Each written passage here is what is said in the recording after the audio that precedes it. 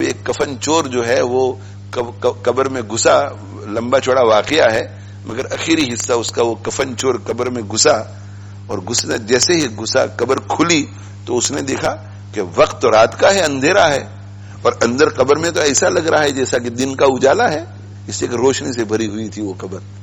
وہ اندر اتر گیا۔ پہلے زمانے میں لوگ جو ہے قبر میں اترتے تھے جس دن دفن ہوتا تھا، اور قبر جو ہے اس میں سے وہ کفن نکال کر کے مارکیٹ میں جا کر کے بیچ لیتے تھے، جو پیسے آتے تھے اسے روٹی ووٹی خرید کر کے کھا لیتے تھے غریب لوگ۔ کفن چور یہ بڑے گناہ کا کام ہے۔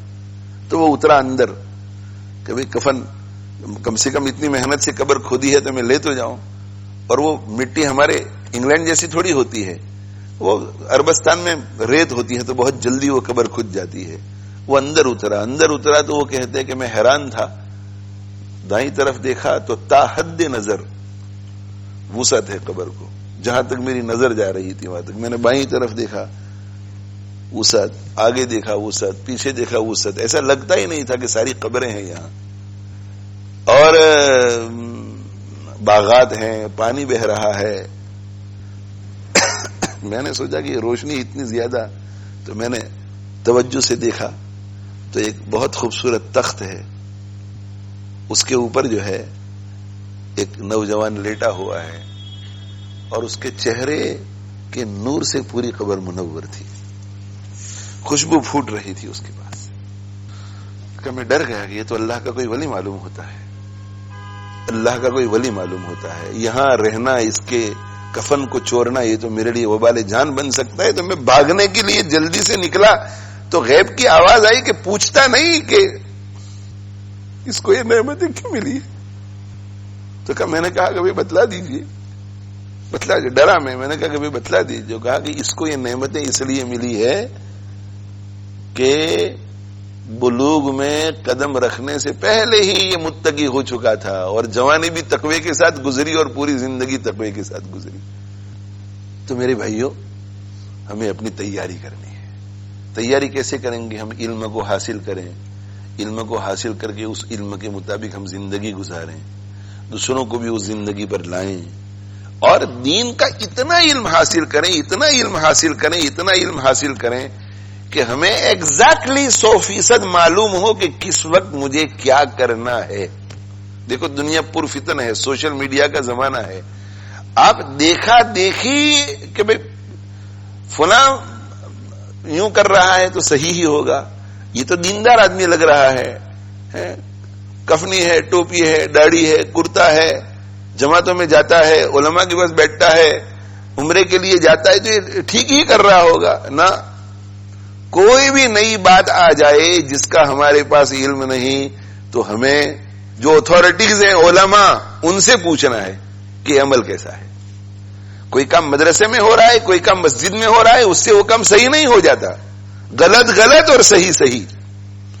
یہ پرفتن دور ہے، اور اللہ کے نبی صلی اللہ علیہ وآلہ وسلم نے ارشاد فرمایا کہ ایک زمانہ ایسا آنے والا ہے فتنوں کا کہ اس زمانے میں بیٹھنے والا شخص اس سے بہتر ہوگا جو کھڑا ہے۔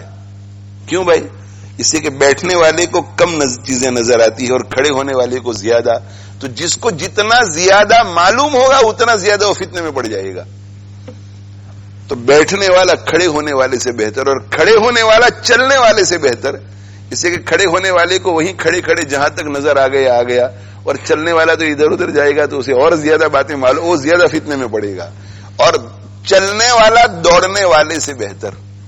اور پھر اللہ کے نبی صلی اللہ علیہ وسلم نے ارشاد فرمایا کہ جو فتنے کو جھانکنے جائے گا کہ مجھے تو اس میں انٹرسٹ نہیں ہے لیکن ذرا معلوم تو کروں کہ کیا ہو رہا ہے، مجھے پتا ہے کہ اٹس بیڈ، مجھے اس میں انٹرسٹ نہیں ہے لیکن دیکھوں کہ کیا ہو رہا ہے۔ یہ توجہ سے سنیے، جو فتنے کو جھانکنے جائے گا فتنہ اسے پکڑ لے گا،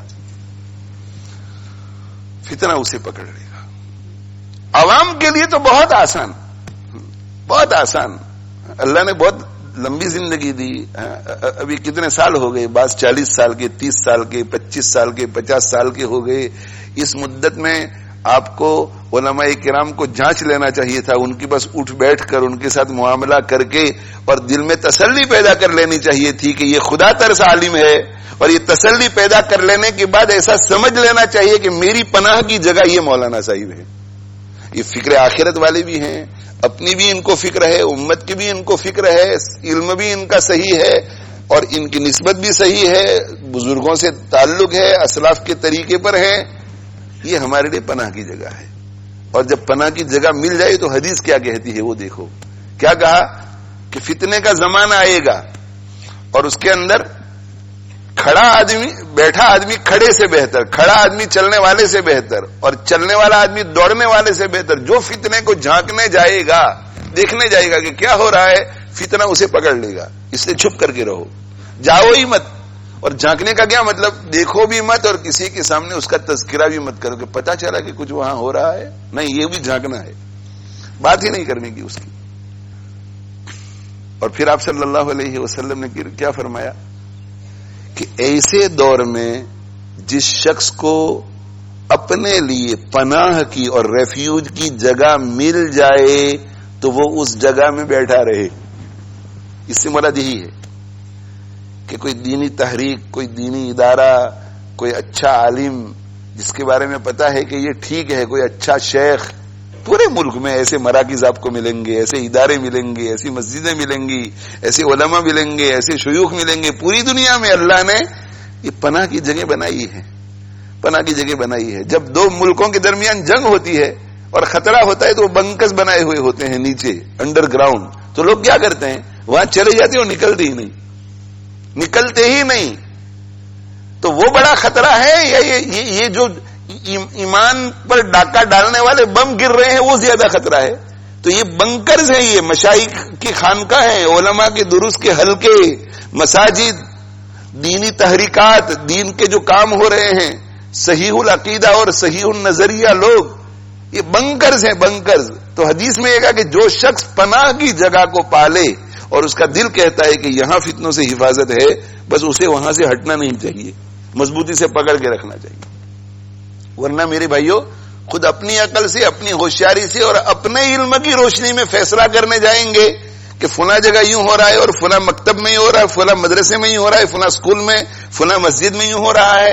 ان کی بات بھی سن لیتے ہیں، ان کی بات بھی سن لیتے ہیں اور پھر نتیجے پر پہنچتے ہیں کہ صحیح کیا ہے.